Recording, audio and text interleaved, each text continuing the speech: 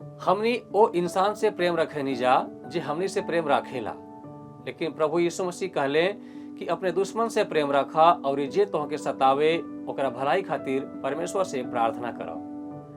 कई राउर खातिर संभव हो सकेला, लेकिन यीशु ऐसन कई के दिखौलन। उनके कथनी और करनी में कोनो अंतर ना रहे। ये सच्चाई के जाने खातिर हमनी के संगे ए बाइबल अध्ययन में शामिल हो जाएंगे।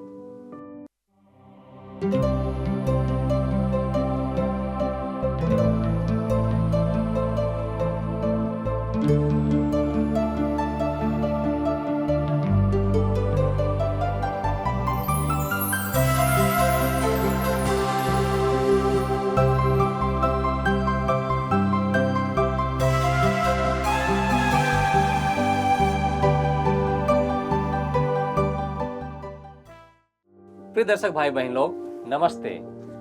रउआ लोग के ये पसंदीदा कार्यक्रम जिंदगी के राह में रउआ सबका स्वागत बा। हम रउआ सभी के धन्यवाद देतानी कि ई कार्यक्रम रउआ लोग के बहुत पसंद आ रहल बा और ये रउआ लोग हमनी के नंबर पर फोन और मिस्ड कॉल करके भी हमनी के बता रहल बानी।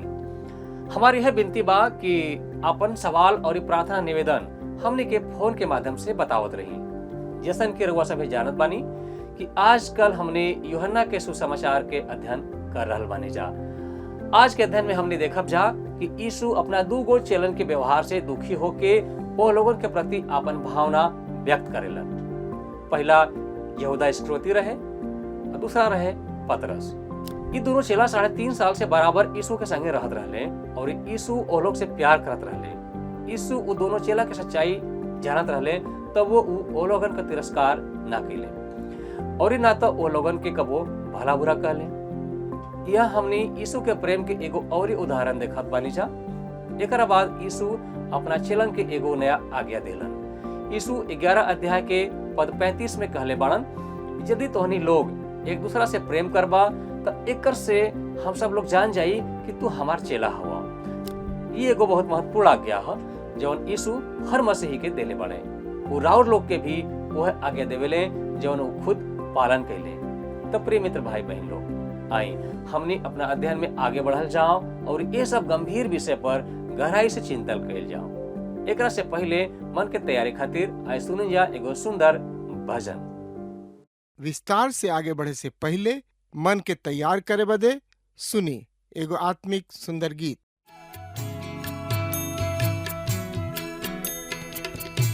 यीशु के शरण शांति मिली है भाई, यीशु के आराधना में मन दा लगाई, यीशु के आराधना में मन दा लगाई, यीशु के आराधना में।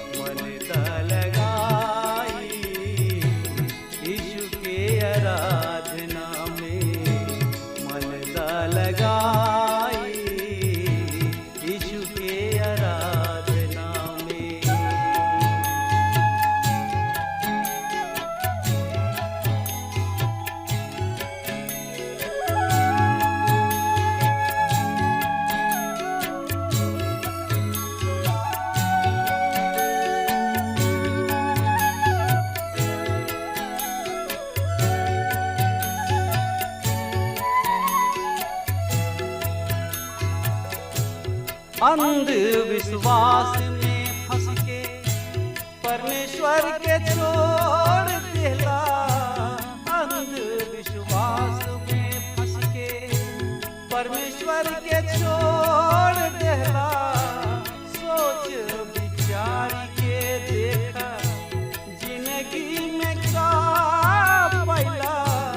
माटी के शरीर एक दिन, माटी के शरीर एक दिन माटी हो जाई। यीशु के आराधना में मन का लगाई। यीशु के आराधना में मन का लगाई। यीशु के आराधना में।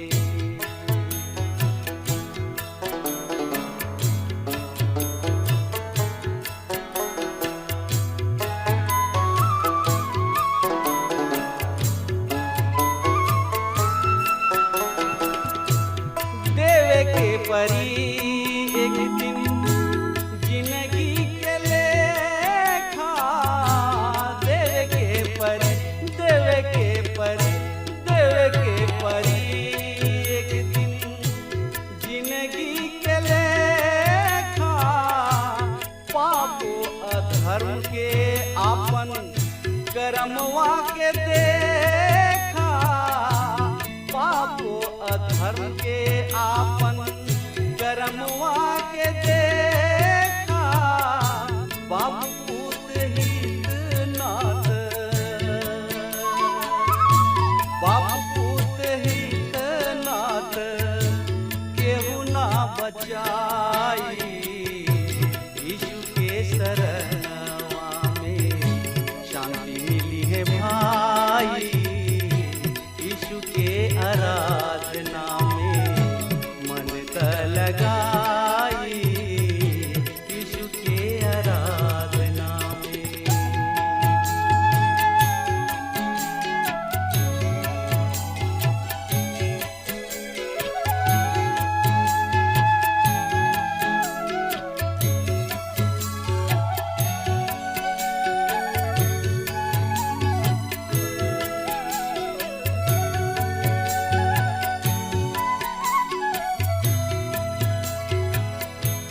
परमेश्वर पिता ई दिहलन सुंदर मनुष्य तन।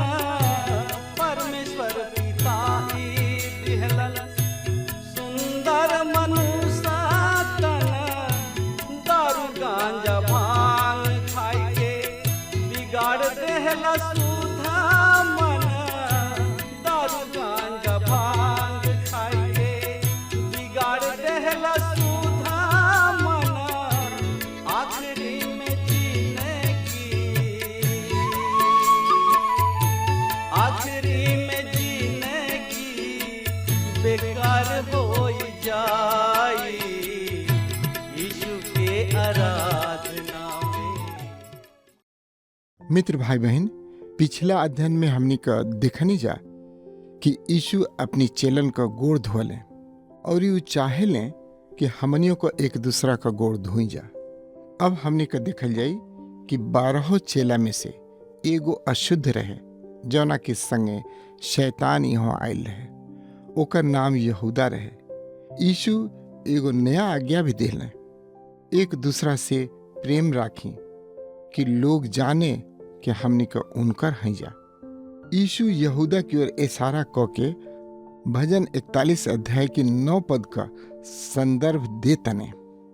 यूहन्ना 13 अध्याय की 18 पद में लिखल बा, हम ई बात तोहन लोग में से सबकी खातिर नहीं करत, हम जेकरा के चुनले बानी ओ लोग के जाना तनी। बाकी ई ऐसे होता कि पवित्र शास्त्र का बात पूरा होके कि जे हमार रोटी खाइले रहे उहे हमारी विरोध में हो गई। यीशु बहुत सावधानी से ओ लोगन की मन के साफ करतने कि ऊ भी ओ लोगन खातिर नइखे कहत। ओ लोगन में एगो ऐसन रहे जौन यीशु को आज्ञा ना मानी। काहे कि ऊ उनका पर विश्वास ना करत रहे। यीशु उन्हन लोग से कहलें, तोहन लोग हमसे प्रेम करे लजा। प्रभु गुरु होखेलन जे पर उन्हन लोग के विश्वास करे के रहे। विश्वास और आज्ञा पालन संगे संगे चलेला। यहूदा में विश्वास ना रहे। जे हमार रोटी खाला उहे हमरी पर लात उठाई। यीशु इस संदर्भ भजन 41 अध्याय की 9 पद से दिहले। उ यहूदा खातिर कहत रहले। ई ओकरी आत्मिक जिंदगी के बारे में नइखे कहल जात, काहे कि ओकरा में त आत्मिकता रहबे न कइल। यीशु ओहू को गोड़ धोले रहले, मगर उ मसीह के इनकार कैलस। मसीह यीशु का लहू उनकी बलिदान का ईश्वरीय पक्ष है।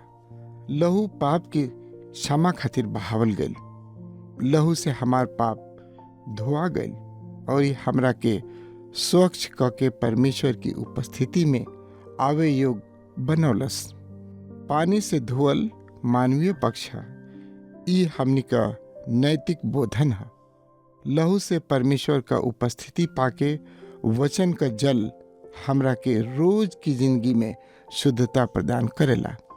यूहन्ना 13 अध्याय की 19 पद में लिखल बा, अब हम ई बात पूरा होखे से पहले ही तोहन लोग से बता देतनी कि ई बात घटे तोहन लोग विश्वास करिह कि हम जौन बानी तवन बानी।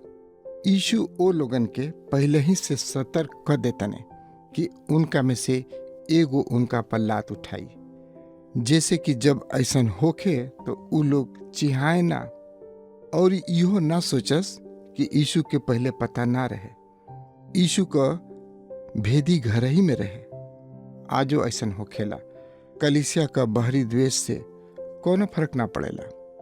यूहन्ना रचित सुसमाचार 13 अध्याय की 20वां पद में लिखल बा, हम तोहन लोग से साच कहतनी कि जे हमरी भेजल कोनो आदमी के ग्रहण करेला उ लोग हमरा के ग्रहण करेला, और जे हमरा के ग्रहण करेला उ हमरी भेजे वाला के ग्रहण करेला। यीशु एक खातिर ई कहले कि जब यीशु चेलन के अधिकार दे के सेवा क्षेत्र में भेजले रहे तो उनकी साथे यहूदा भी रहे। उहो राज्य का सुसमाचार सुनवले रहे, रोगियन के चंगा कैले रहे और ई दुष्ट आत्मान के निकलले रहे। प्रचार का विश्वास आपके उद्धार ना दिया सकेला। परमेश्वर का वचन सुने से और ई मसीह के ग्रहण करे से ही उद्धार है। परमेश्वर अपने वचन के आशीष देलें और ई हमनी के वचन से उद्धार पाई न जा। यूहन्ना रचित सुसमाचार 13 अध्याय की 21 से 25 पद में ए तरह से लिखल बा, यीशु ई बात कह के आत्मा में व्याकुल हो गलन और ई साफ बता दिलन, तो हम लोग में से एगो आदमी हमरी साथे विश्वासघात करी। चेला लोग ई सोच के कि ऊ केकरा बारे में कहतने एक दूसरा की ओर देखे लगलन जा। उनका चेला लोग में से एगो चेला जेकरा से यीशु प्रेम करत रहलन ऊ यीशु की ओर झुक के बैठल रहे। तब शिमोन पतरस उनकी ओर इशारा करके पूछलन, यीशु के करीब बारे में कहतलन। तब उहो ओकरिए नियर यीशु की ओर झुक के पूछलन, हे प्रभु ऊ चेला के है? यीशु ओके जवाब दिलन, जेकरा के हम ई रोटी का टुकड़ा डुबा के देव उहे है। आप शायद सोचत होकब कि यीशु अपनी मौत अपनी यहूदा के विश्वासघात के जानत रहले, ऐसे उनका पर एकर कोनो प्रभाव ना पड़त रहे। ना, ऐसा ना रहे। उनका मन व्याकुल रहे और चेला चिहाइल रहने। यहूदा की चतुर व्यवहार से सगरी चेला एक दूसरे पर या अपने आप पर संदेह करत रहने। शायद यूहन्ना की ओर कोइल गईल पतरस की संकेत पर केहू ध्यान ना दिहल कि ऊ यीशु से पूछे खातिर प्रेरणा देत रहले। यूहन्ना 13 अध्याय की 26 पद में लिखल बा, तब यीशु रोटी का टुकड़ा डुबा के शिमोन का लइका यहूदा इस्करियोती के दिहलन। यीशु की संस्कृति में ई प्रथा रहे कि सत्कारी रोटी तूर के बोरन में डुबा के खास मेहमान के अपनी हाथ से खियावे। यीशु ई सम्मान यहूदा के दिहले। यीशु दुविधा में रहले। यीशु अपनी ओर से ओकरी खातिर दुआर बंद ना कैले। देखी जैतून की बगीचा में यीशु उनका के कौन संबोधित कैले। हे मित्र, मत्ती 26 अध्याय की 50 पद में ऊ यहूदा खातिर अबहिन दुआर खुला रखले। यीशु जानत रहले कि यहूदा का करी, मगर यीशु ओकरा के मजबूर ना कैले। यीशु तो आखिरी घड़ी ले दोस्ती के द्वार खोल के रखले रहने। यूहन्ना 13 अध्याय की 27 पद में इतरे लिखल बा, रोटी का टुकड़ा लेते शैतान यहूदा में घुस गई। तब यीशु ओकरा से कहलन, तू जौन करे जा तड़ा ओके जल्दी कर। शैतान केहू पर अचानक से अधिकार न जमावेला। हमने के छोट छोट भूल शैतान के घुसे का अवसर देला और अंत में वो पूरा अधिकार कर लेला। यीशु ओके साझे का अवसर दिहले, मगर ऊ यीशु से मुंह मोड़लस त शैतान ओकरा के अपनी कब्जा में क लेलस। मनुष्य के परमेश्वर निर्णय लेबे का आजादी देले बने। परमेश्वर मनुष्य के कब्बो नरक में ना भेजेले। मनुष्य खुदे ओ जो जाए का निर्णय ले लेला। तो परमेश्वर ओकरी चुनाव का सम्मान क के स्वीकार कर लेले। यही तरह यदि आदमी कहे हम यीशु के ग्रहण करतनी, तो ऊ कहेले हम एके स्वीकार करतनी। कहे कि यहूदा ई निर्णय लिहलस तो परमेश्वर के ओके पूरा करे बदे मजबूर करी। आपके ध्यान हो कि धर्मगुरु यीशु के फसह की परब के बाद पकड़े चाहत रहले, मगर प्रभु उनका से कहले कि ऊ देर ना करे, जल्दी से काम करे, अगवन के जल्दी लेके आवे। यूहन्ना 13 अध्याय की 28 पद में लिखल बा, ओजू जे मेज के चारू ओर बैठल रहे, ओमे से केहू ना जानल कि यीशु ई बात केकरी खातिर कहले हैं। केहू यहूदा पर संदेह ना कैल कि ऊ विश्वासघात करी। यूहन्ना रचित सुसमाचार 13 अध्याय की 29 पद में लिखल बा, कुछ लोग इस सोचलन कि यहूदा के लगे पैसा का थैली रहेला। यीशु ओकरा से कहतरन कि जवन कुछ हमनी के परब खातिर चाही ओके किन ला, चाहे गरीबन के कुछ दे दो। यीशु दान इकट्ठा ना करत रहले। उनकर आपन खजाना रहे और यहूदा ओकर खजांची रहे। पैसा के जवाबदेही में परीक्षा में गिरल आसान होखेला। फसह की समय गरीबन के दान दिहल जात रहे। ऐसे चेला लोग सोचने कि यीशु उहे करे के कहतने। यूहन्ना 13 अध्याय की 30 पद में लिखल बा, तब यहूदा टुकड़ा लेके तुरत्ते बहरी चल गई। जौना घड़ी उ गईल उस समय रात का रहे। यहूदा का प्रस्थान रात के समय में भइल। यहूदा खातिर उ रात अनंत अनहार रात रहे। शैतान का दिन हरदम अनहरिया का होखेला। परमेश्वर कबो जल्दबाजी ना करेने, शैतान जल्दबाजी करेला, काहे कि ओकरी लगे समय कम बा। परमेश्वर के लगे तो अनंत समय बा। चेलन पर क्रूस का निराशा छले रहे। ऐसे यीशु ओ लोगन के भविष्य में ले जाए चाहत रहले, सांसारिकता से अनंत भविष्य में, आत्मिक परिप्रेक्ष्य में। यद्यपि पतरस रुकावट डलले, यीशु के शिक्षा अध्याय 14 ले चलल बा। यूहन्ना रचित सुसमाचार 13 अध्याय 31 और 32 पद में ए तरह लिखल बा, जब ऊ बहरी चल गईलन तब यीशु कहलन, अब मनुष्य के पुत्र का महिमा भइल और ये परमेश्वर का महिमा उनकी जरिए भइल। यदि परमेश्वर का महिमा उनके जरिए होई तो परमेश्वर भी अपनी जरिए उनकर महिमा तुरंते करिहन। प्रभु यीशु अब आत्मिक दृश्य में घुसतने।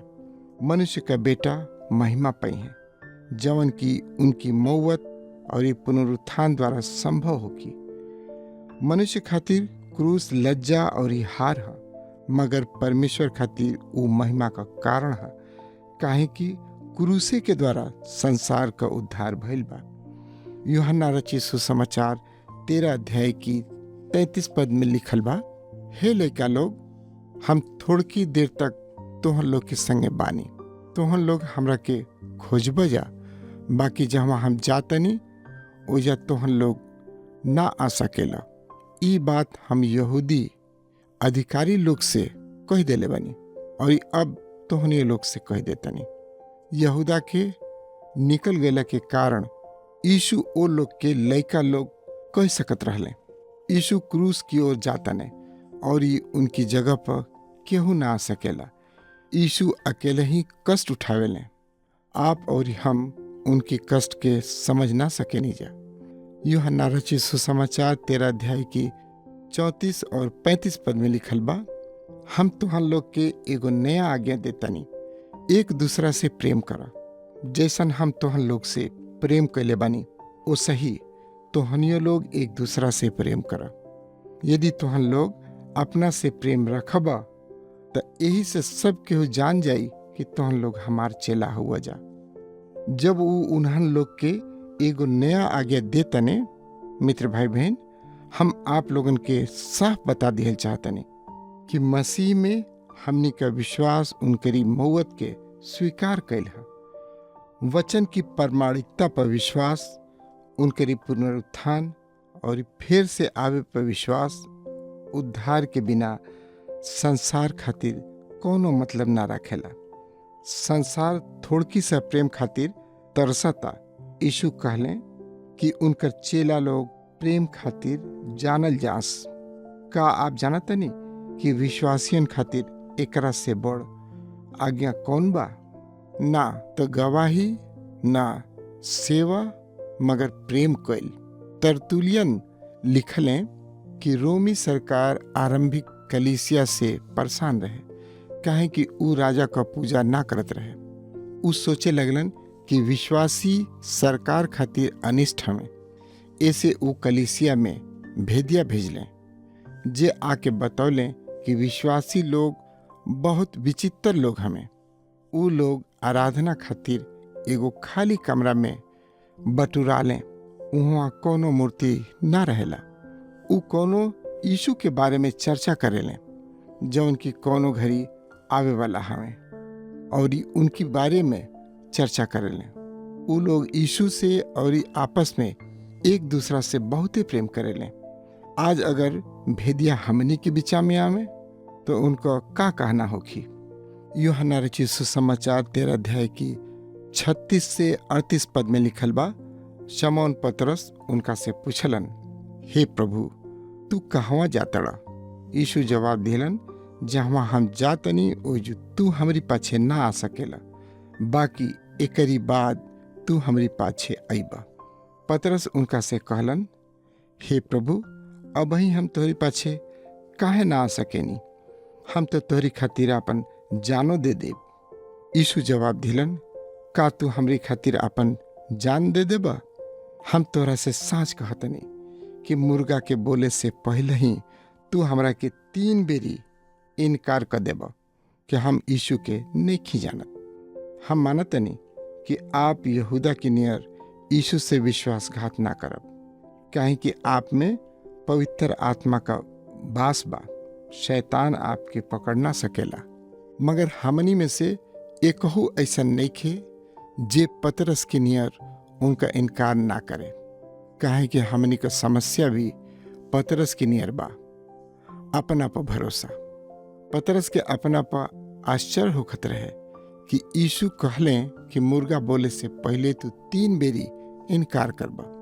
ई हमनी खातिर बहुत बड़ पाठ है।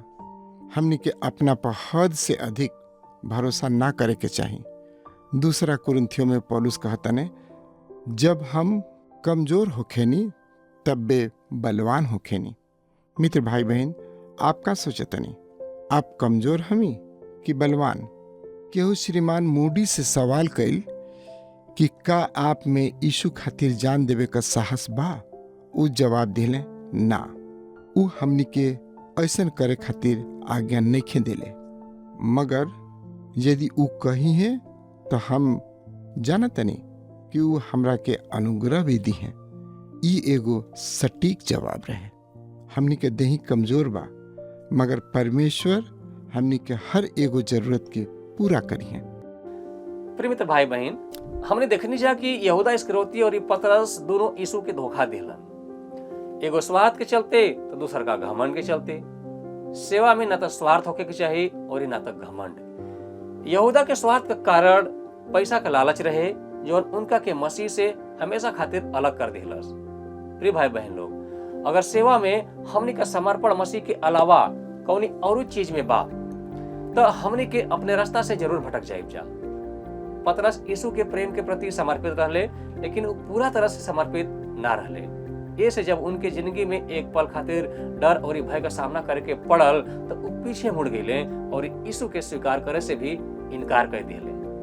प्रिय भाई बहन लोग, का जानता नहीं कि ऐसा कौन चीज है जो हमनी के ये सब से बचा सकेला? वह मसीह के प्रति हमनी का सच्चा और सिद्ध प्रेम। अगर हमनी सही मायने में यीशु से प्यार करे नहीं जा तो हमनी उनका खातिर हर दर्द और समस्या के सामना करे खातिर तैयार रह जा और परमेश्वर के आत्मा हमनी के ऐसा करे में मदद करी। एगो और बात यहाँ सामने आवेला कि हमनी परमेश्वर से प्रेम तो कल चाहता नहीं जा, लेकिन हमनी एक दूसरा से आपसे प्रेम करे में चूक जाने जा। दुनिया में एगो मसीह के रूप में राउर का पहचान खाली हमनी के आपसी प्रेम के माध्यम से ही प्रकट हो सकेला और यही आज्ञा के यीशु मसीह हमनी खातिर सबसे बड़ आज्ञा बतौले बारे। और ये बात बाइबल में स्पष्ट लिखल गईल बा कि तू अपना प्रभु परमेश्वर से पूरा मन से, पूरा प्राण से, पूरा ताकत और पूरा बुद्धि से प्रेम कर और अपना पड़ोसी से अपना जैसन प्रेम कर। प्रिय भाई बहन लोग, कारवा अपना जिंदगी से प्रभु के प्रेम प्रकट कर चाहता नहीं तो हम राउर खातिर ए विषय में प्रार्थना करे खातिर तैयार बानी। प्रार्थना करावे खातिर रवा लोग हमने के 24 घंटा फोन कर सकता नहीं। हमारा फोन नंबर रवा के टीवी स्क्रीन पर आ रहा बा। अगला कार्यक्रम में फिर भेंट हुई, तब तक प्रभु के वचन और इस संगति में बनल रही। धन्यवाद। प्रभु खातिर बदला विचार हो, छोड़ दुनिया जहनवा। प्रभु खातिर बदला विचार हो, छोड़ दुनिया जहनवा। प्रभु खातिर बदला विचार हो, छोड़ दुनिया जहनवा।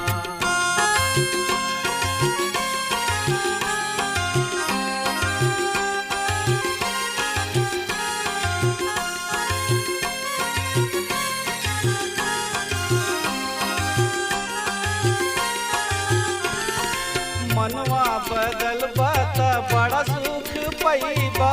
मनवा बदल बात बड़ा सुख पैबा।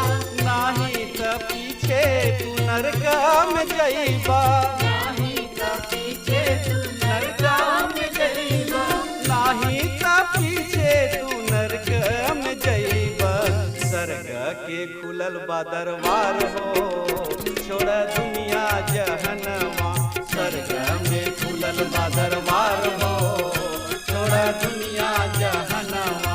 प्रभु खातिर बदला विचार हो, छोड़ दुनिया जहनवा।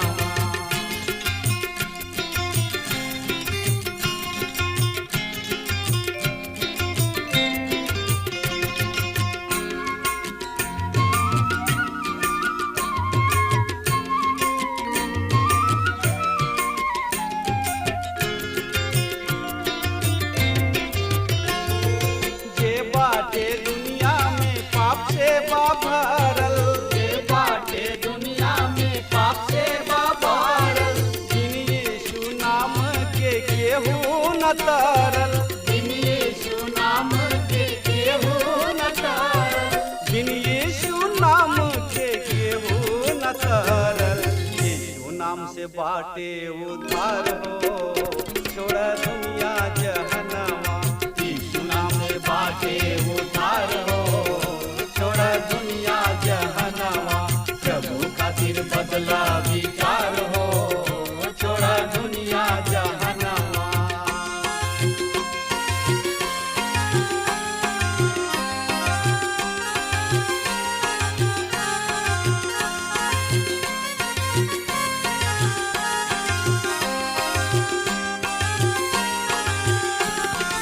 जब रउआ चाहिए जिंदगी सुधारे।